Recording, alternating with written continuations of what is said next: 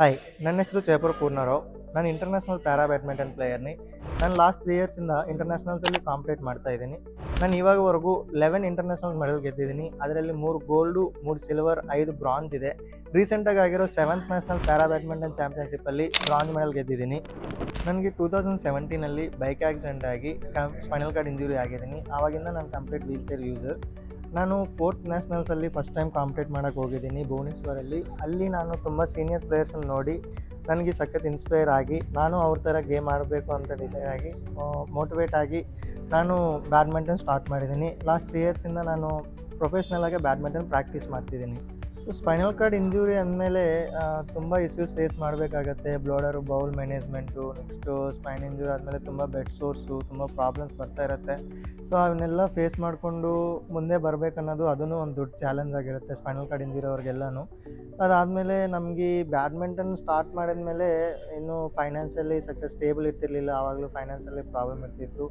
ಅದನ್ನು ನಾವು ಕ್ರಾಸ್ ಮಾಡ್ಕೊಂಡು ಬಂದಿದ್ರೂ ನೆಕ್ಸ್ಟು ದೊಡ್ಡ ಚಾಲೆಂಜ್ ಏನಂದರೆ ವೀಲ್ ಚೇರ್ ಅವ್ರಿಗೆ ಬ್ಯಾಡ್ಮಿಂಟನ್ ಕೋರ್ಟ್ ಕೊಡೋಲ್ಲ ತುಂಬ ಜನ. ಯಾಕಂದರೆ ವೀಲ್ ಚೇರ್ ಬ್ಯಾಡ್ಮಿಂಟನ್ ಸಿಂಥೆಟಿಕಲ್ಲಿ ಆಡಿದರೆ ನಮಗೆ ವೀಲ್ ಚೇರ್ ಅವ್ರಿಗೆ ಎಕ್ಸ್ಪೆಷಲಿ ವುಡನ್ ಕೋರ್ಟ್ ಬೇಕು. ಅದು ಪರವಾಗಿಲ್ಲ, ಸಿಂಥೆಟಿಕಲ್ಲಿ ಆಡ್ತೀವಿ ಅಂದ್ರೂ ಕೋರ್ಟ್ ಮೇಲೆ ಮಾರ್ಕ್ಸ್ ಆಗುತ್ತೆ ವೀಲ್ಸ್ ಮೂವ್ ಮಾಡಿದಾಗ. ಅದನ್ನು ಪ್ರಾಬ್ಲಮ್ ಆಗ್ತಿತ್ತು. ಅದಾದಮೇಲೆ ಸ್ಪೋರ್ಟ್ಸು ತುಂಬ ಜನ ಕೋರ್ಟ್ಸ್ ಕೊಡ್ತಿರಲಿಲ್ಲ.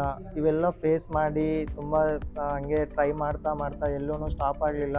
ಎಷ್ಟೇ ಪ್ರಾಬ್ಲಮ್ಸ್ ಬಂದ್ರೂ ಫೇಸ್ ಮಾಡ್ತಾ ಹೋಗ್ತಾ ಇದ್ದೀವಿ.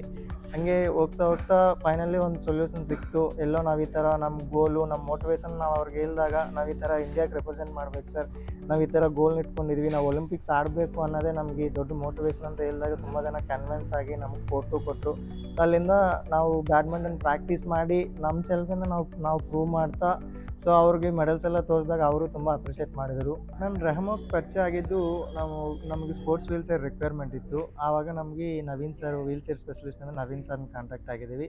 ಸೊ ಇಲ್ಲಿಗೆ ಬಂದಮೇಲೆ ನಾವು ನಮ್ಮ ಸ್ಪೈನಲ್ ಕಾರ್ಡ್ ಇಂಜುರಿ ಸಿಚುವೇಶನ್ ಎಲ್ಲ ಸರ್ ಎಲ್ಲ ನೋಡಿ ನಮಗೆ ತುಂಬ ವೀಲ್ ಚೇರಲ್ಲಿ ಸ್ಪೋರ್ಟ್ಸ್ ವೀಲ್ ಚೇರ್ ತುಂಬ ಮಾಡಿಫಿಕೇಷನ್ಸ್ ಬೇಕಿತ್ತು.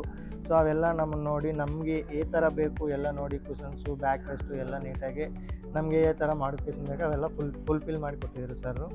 ನಾವು ರೆಹಮೋಕಿ ಸ್ಪೋರ್ಟ್ಸ್ ವೀಲ್ ಚೇರ್ ಕನೆಕ್ಟ್ ಆದಾಗಿಂದ ಸೊ ನಾವು ಇಲ್ಲಿಗೆ ಬಂದು ಇಲ್ಲಿ ವೀಲ್ ಚೇರ್ ಆ್ಯಕ್ಸೆಸ್ ಆಗಲಿ ಇಲ್ಲ ಇಲ್ಲಿ ಸ್ಟಾಫ್ ಆದರೂ ಆಗಲಿ ಎಲ್ಲ ತುಂಬ ಫ್ರೆಂಡ್ಲಿ ಇರ್ತಾರೆ. ಎಲ್ಲ ನಮ್ಮ ಪ್ರಾಬ್ಲಮ್ಸ್ ಎಲ್ಲ ಅರ್ಥ ಮಾಡ್ಕೊತಾರೆ. ಏನಾದರೂ ಸಪೋರ್ಟ್ ಬೇಕಂದ್ರೂ 100% ಮಾಡ್ತಾರೆ. ನೆಕ್ಸ್ಟು ನಮಗೆ ಇಲ್ಲಿ ಕನೆಕ್ಟ್ ಆದಾಗಿಂದ ನಮ್ಗೆ ಏನು ಬೇಕಂದ್ರೂ 100% ತಕ್ಷಣ ಮಾಡಿಕೊಡ್ತಾರೆ. ಸಖತ್ ಫ್ರೆಂಡ್ಲಿ ಇರ್ತಾರೆ ಎಲ್ಲನೂ. ಸೊ ನಮ್ಗೆ ರೆಹಮಾ ಕಡೆಯಿಂದ ತುಂಬ ಸಪೋರ್ಟ್ ಆಗಿದೆ. ನೆಕ್ಸ್ಟ್ ಬರೋ ಯಂಗರ್ ಜನ್ರೇಷನ್ಗೆ ನನ್ನ ಕಡೆಯಿಂದ ನಾನು ಏನು ಹೇಳ್ತೀನಿ ಅಂದರೆ, ನಿಮ್ಮ ಗೋಲು, ನಿಮ್ಮ ಪ್ರಾಸೆಸ್ಸು ಯಾವಾಗಲೂ ಟ್ರಸ್ಟ್ ಮಾಡಿ. 100% ನಿಮ್ಗೆ ರಿಸಲ್ಟ್ ಬರುತ್ತೆ.